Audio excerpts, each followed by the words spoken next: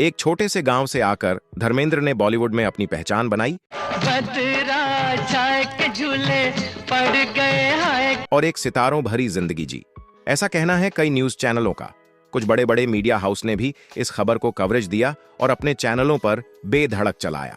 लेकिन असली सवाल यह है, क्या धर्मेंद्र का वास्तव में निधन हो गया है या वे अब भी जीवित हैं?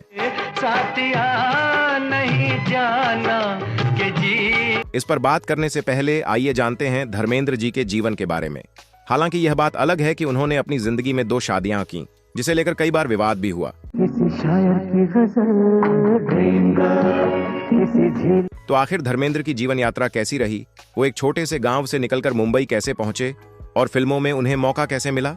फिल्मों में काम पाना उनके लिए आसान नहीं था। उन्होंने कड़ी मेहनत और संघर्ष के बाद सफलता हासिल की। मैं कहीं कभी न बन जाऊं। चलिए एक नजर डालते हैं धर्मेंद्र जी के जीवन सफर पर। धर्मेंद्र का जन्म 8 दिसंबर 1935 को पंजाब के नसराली गांव में हुआ था। उनके पिता का नाम केवल किशन देओल और माता का नाम सतवंत कौर था।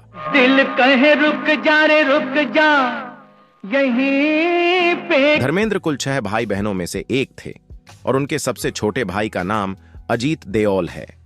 धर्मेंद्र के पिता पंजाब के नसराली गांव में एक हेडमास्टर हुआ करते थे। कई जगह तबादले होने के बाद उनका परिवार पंजाब के सहनेवाल में ही बस गया। यहीं से धर्मेंद्र की पढ़ाई लिखाई की शुरुआत हुई। इसके बाद वह आगे की पढ़ाई के लिए फगवाड़ा चले गए। हालांकि धर्मेंद्र को बचपन से पढ़ाई में कोई खास दिलचस्पी नहीं थी। वे मजबूरी में ही पढ़ाई किया करते थे।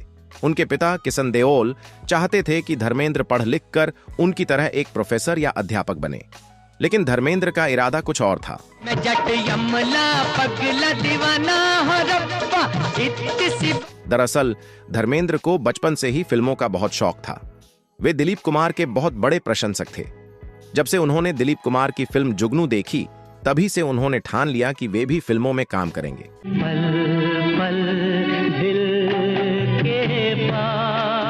लेकिन उनके पिता इस बात के सख्त खिलाफ थे।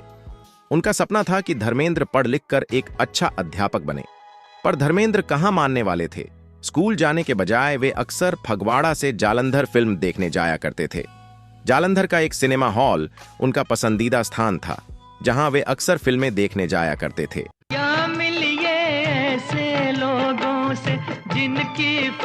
हाई स्कूल की पढ़ाई पूरी करने के बाद धर्मेंद्र की शादी प्रकाश कौर से हो गई थी। उस समय धर्मेंद्र की उम्र मात्र 19 वर्ष थी। इसके बाद उन्होंने पंजाब में 125 रुपये की सैलरी पर रेलवे में क्लर्क की नौकरी कर ली, लेकिन यह नौकरी उन्हें रास नहीं आई। धर्मेंद्र का मन तो फिल्मों की ओर था। इसी कारण उन्होंने क्लर्क की नौकरी छोड़ दी और मन ही मन ठान लिया कि उन्हें फिल्मों में अभिनेता बनना है। हालांकि उनके घर वाले इस फैसले के खिलाफ थे और नहीं चाहते थे कि धर्मेंद्र मुंबई जाकर हीरो बने, लेकिन किस्मत को कुछ और ही मंजूर था।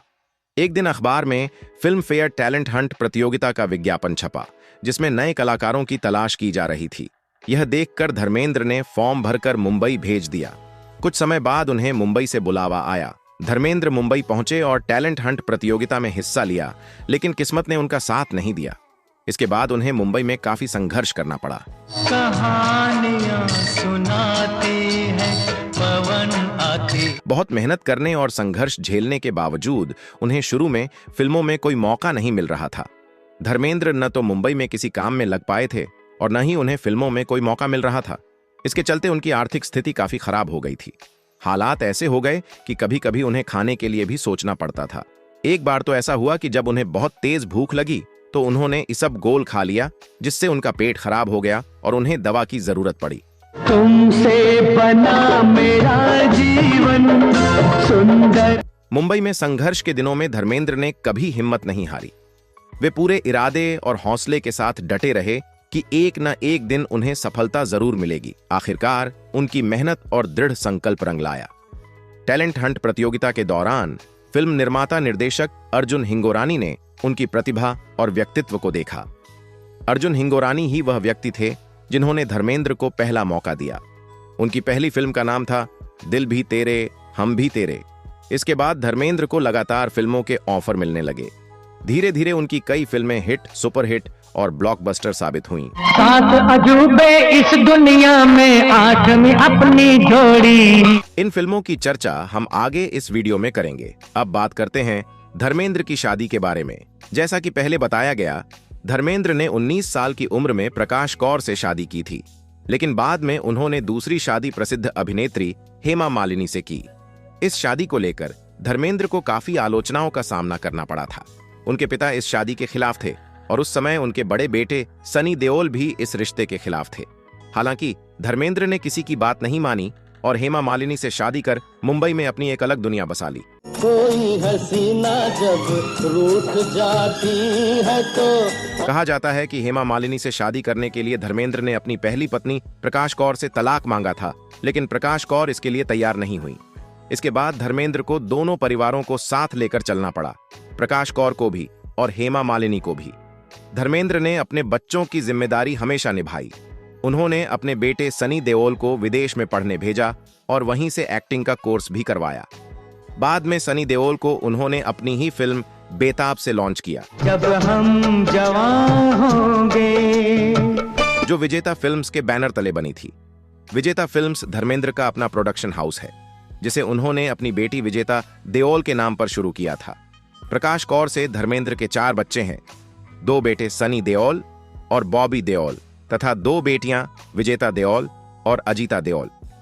विजेता फिल्म्स के बैनर तले धर्मेंद्र ने कई शानदार फिल्में बनाई, जिनमें ज्यादातर उनके बेटे सनी देओल की फिल्में थीं, जैसे बेताब, घायल और कई अन्य हिट फिल्में। वहीं बॉबी देओल की पहली फिल्म बरसात भी विजेता फिल्म्स के बैनर तले बनी थी। इस फिल्म के निर्माता खुद धर्मेंद्र थे और इसके निर्देशक थे राजकुमार संतोषी। नहीं ये हो नहीं सकता कि तेरी याद ना आए। अगर कुछ अखबारों और वेबसाइटों की माने तो वहीं धर्मेंद्र की कुल संपत्ति लगभग 335 करोड़ रुपए के आसपास बताई जाती है। वे पिछले करीब 60 वर्षों से फिल्म इंडस्ट्री से जुड़े हुए हैं और फिल्मों के साथ साथ अन्य निवेशों से भी उन्होंने काफी धन अर्जित किया है। धर्मेंद्र के पास मुंबई में कई संपत्तियां हैं, साथ ही लोनावला में 100 एकड़ का एक फार्म हाउस भी है। मुंबई में उनके घर और अन्य निवेशों का कुल मूल्य लगभग 17 रुपये और जिस घर में रहते हैं मुंबई में उसका कीमत 150 करोड़ के आसपास बताया जाता है। फिल्मों के अलावा धर्मेंद्र का रुझान व्यवसाय की ओर भी रहा है। उनके कई रेस्टोरेंट और ढाबे भी हैं। इनमें से एक करनाल हाईवे पर स्थित ढाबा हीमैन ढाबा के नाम से मशहूर है। इसके अलावा उनका एक और ढाबा गरम धरम ढाबा नाम से भी जाना जाता है। धर्मेंद्र के पास कई लग्जरी कारें भी हैं। विजेता फिल्म्स प्रोडक्शन हाउस, जिसकी स्थापना वर्ष 1980 में हुई थी, उसके प्रमुख खुद धर्मेंद्र हैं। धर्मेंद्र न केवल फिल्मों में अभिनय करते थे, बल्कि अपने प्रोडक्शन हाउस और ब्रांड एंडोर्समेंट्स से भी जुड़े रहे हैं। कहा जाता है कि धर्मेंद्र ने अपने धन का एक बड़ा हिस्सा रियल एस्टेट में भी निवेश किया है। हालांकि ये आंकड़े विभिन्न समाचार स्रोतों पर आधारित हैं। धर्मेंद्र की पहली फिल्म दिल भी तेरा हम भी तेरे थी, जो वर्ष 1960 में रिलीज हुई थी। इस फिल्म के लिए उन्हें बतौर पारिश्रमिक केवल 51 रुपए मिले थे, लेकिन अपनी मेहनत, लगन और अभिनय प्रतिभा के बल पर धर्मेंद्र ने खुद को बॉलीवुड का एक बड़ा सितारा बना लिया। उन्होंने अपने करियर में 300 से अधिक फिल्मों में काम किया। हालांकि इतने लंबे और सफल करियर के बावजूद धर्मेंद्र को कभी बेस्ट एक्टर का अवार्ड नहीं मिला। तेरा पीछा ना मैं छोड़ूंगा सोनिए। फिर भी उन्हें उनकी शानदार अभिनय यात्रा और योगदान के लिए पद्मश्री पुरस्कार से सम्मानित किया गया। तो चलिए अब नजर डालते हैं धर्मेंद्र की उन सुपरहिट, ब्लॉकबस्टर और हिट फिल्मों पर, जिन्होंने उन्हें सच्चा ही-मैन बनाया और बॉलीवुड के इतिहास में हमेशा के लिए अमर कर दिया। तो चलिए जानते हैं धर्मेंद्र की फिल्मों के सफर के बारे में। फिल्म दिल भी तेरा हम भी तेरे के बाद धर्मेंद्र की दूसरी फिल्म शोला और शबनम साल 1961 में रिलीज हुई थी, जो बॉक्स ऑफिस पर हिट साबित हुई। इसके बाद साल 1962 में धर्मेंद्र की 2 फिल्में आईं, अनपढ़ जो सुपरहिट रही और शादी जो सेमी हिट साबित हुई। इसके बाद आई फिल्म बंदिनी जो सेमी हिट रही और फिर आई फिल्म हकीकत जिसने बॉक्स ऑफिस पर अच्छा प्रदर्शन किया। इसी साल धर्मेंद्र की एक और फिल्म गंगा की लहरें आई जो हिट रही। साल 1964 में रिलीज हुई फिल्म आई मिलन की बेला धर्मेंद्र के करियर की ब्लॉकबस्टर फिल्मों में से एक थी। इस फिल्म में उनके साथ थे जुबली कुमार, राजेंद्र कुमार और अभिनेत्री सायरा बानो। हालांकि फिल्म मुख्य रूप से राजेंद्र कुमार पर केंद्रित थी, लेकिन यह फिल्म धर्मेंद्र के लिए भी लकी साबित हुई। फिल्म के सभी गाने बेहद लोकप्रिय हुए थे। इसके बाद धर्मेंद्र की फिल्म ममता आई, जो हिट रही। फिर रिलीज हुई फिल्म आए दिन बहार के, जो सुपरहिट साबित हुई। इस फिल्म का मशहूर गाना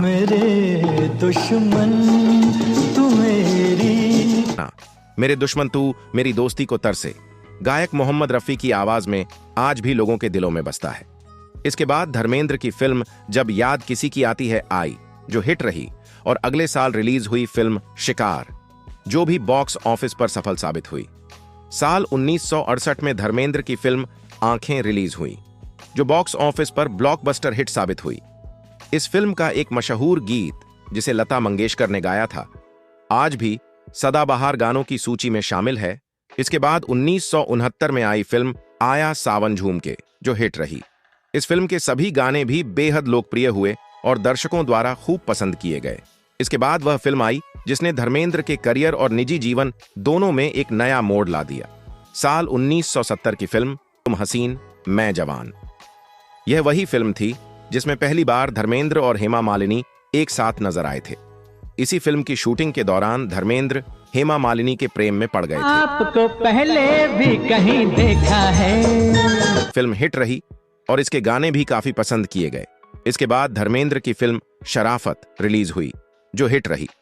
उसी साल यानी 1970 में ही उनकी एक और फिल्म जीवन मृत्यु आई, जो सुपरहिट साबित हुई। इस फिल्म का मशहूर गाना झिलमिल सितारों का आंगन होगा, जिसे लता मंगेशकर और मोहम्मद रफी ने गाया था, आज भी श्रोताओं का दिल छू जाता है। झिलमिल सितारों का आंगन। इसके बाद साल 1971 में धर्मेंद्र की सबसे यादगार फिल्मों में से एक मेरा गांव मेरा देश रिलीज हुई। फिल्म मेरा गांव मेरा देश में धर्मेंद्र के साथ अभिनेता विनोद खन्ना भी नजर आए थे। ये वही फिल्म थी जब पहली बार धर्मेंद्र को फिल्म फेयर अवार्ड में बेस्ट एक्टर के लिए नॉमिनेशन मिला था, लेकिन अफसोस उस वर्ष उन्हें यह पुरस्कार नहीं मिल सका। फिल्म मेरा गांव मेरा देश के सभी गाने एक से बढ़कर एक सुपरहिट साबित हुए, जिन्हें लता मंगेशकर और मोहम्मद रफी ने अपनी आवाज दी थी। यह फिल्म बॉक्स ऑफिस पर ब्लॉकबस्टर रही और धर्मेंद्र के करियर को नई ऊंचाइयों पर पहुंचा दिया। इसके बाद अगले साल धर्मेंद्र की फिल्म सीता और गीता आई, जिसमें उनके साथ हेमा मालिनी और संजीव कुमार मुख्य भूमिकाओं में थे। खिलाड़ी है कोई, अनाड़ी है कोई। सीता और गीता के शानदार गीत, दमदार कहानी और उत्कृष्ट निर्देशन ने इसे ब्लॉकबस्टर बना दिया। इस फिल्म के निर्देशक रमेश सिप्पी और निर्माता जीपी सिप्पी थे। खास तौर पर हेमा मालिनी को आज भी उनकी इस फिल्म के लिए याद किया जाता है। इसके बाद धर्मेंद्र की एक और फिल्म राजा जानी रिलीज हुई, जो बॉक्स ऑफिस पर सुपरहिट साबित हुई। फिर साल 1973 में धर्मेंद्र की फिल्म यादों की बारात रिलीज हुई, जो बॉक्स ऑफिस पर सुपरहिट साबित हुई। इस फिल्म के सभी गाने एक से बढ़कर एक हिट हुए और आज भी लोगों की यादों में ताजा हैं। दिलचस्प बात यह थी कि इसी फिल्म से आमिर खान ने एक बाल कलाकार के रूप में फिल्मों में अपनी एंट्री की थी। इस फिल्म के निर्माता निर्देशक नासिर हुसैन थे, जो आमिर खान के चाचा थे। इस फिल्म के बाद धर्मेंद्र की फिल्म कहानी किस्मत की रिलीज हुई, जो हिट साबित हुई। इसके बाद आई फिल्म लोफर, जो कि हिट रही। इस फिल्म के कई गाने लोकप्रिय हुए, लेकिन मोहम्मद रफी द्वारा गाया हुआ सदाबहार गीत आज मौसम बड़ा बेईमान है, बड़ा आज भी लोगों के दिलों में बसता है। लोफर के बाद साल 1974 में धर्मेंद्र की फिल्म दोस्त आई, जो हिट साबित हुई। इस फिल्म में उनके साथ शत्रुघ्न सिन्हा ने दोस्त की भूमिका निभाई, जबकि उनकी प्रेमिका का किरदार हेमा मालिनी ने निभाया। फिल्म का मशहूर गीत गाड़ी बुला रही है, गायक किशोर कुमार की आवाज में आज भी उतना ही लोकप्रिय है। फिर साल 1975 में धर्मेंद्र की एक यादगार फिल्म प्रतिज्ञा रिलीज हुई, जो उनके दिल के बेहद करीब थी। यह फिल्म बॉक्स ऑफिस पर ब्लॉकबस्टर साबित हुई और दर्शकों के बीच जबरदस्त रही। सच कहा जाए तो प्रतिज्ञा वह फिल्म थी जिसने धर्मेंद्र की एक्शन और रोमांटिक छवि दोनों को और मजबूती से स्थापित किया। फिल्म प्रतिज्ञा में धर्मेंद्र ने अकेले ही ऐसा जादू चला दिया कि पूरे बॉलीवुड में उनकी चर्चा होने लगी। उनके साथ इस फिल्म में उनकी ड्रीम गर्ल हेमा मालिनी थीं। यमला पगला दीवाना इतना बड़ा हिट हुआ कि यह गाना धर्मेंद्र के दिल के बेहद करीब बन गया। इसी गीत से प्रेरित होकर बाद में धर्मेंद्र की फिल्मों की एक मशहूर सीरीज यमला पगला दीवाना भी बनाई, जिसके बारे में हम आगे चर्चा करेंगे। फिर साल 1975 में धर्मेंद्र की फिल्म चुपके चुपके रिलीज हुई, जो हिट साबित हुई। उसी साल उनकी एक और फिल्म चैताली भी आई, जो बॉक्स ऑफिस पर सफल रही। लेकिन इसी साल यानी 1975 में वह फिल्म आई जिसने इतिहास रच दिया। जी हां, हम बात कर रहे हैं बॉलीवुड की सबसे प्रतिष्ठित फिल्मों में से एक शोले की। इस फिल्म ने धर्मेंद्र और अमिताभ बच्चन की दोस्ती को अमर बना दिया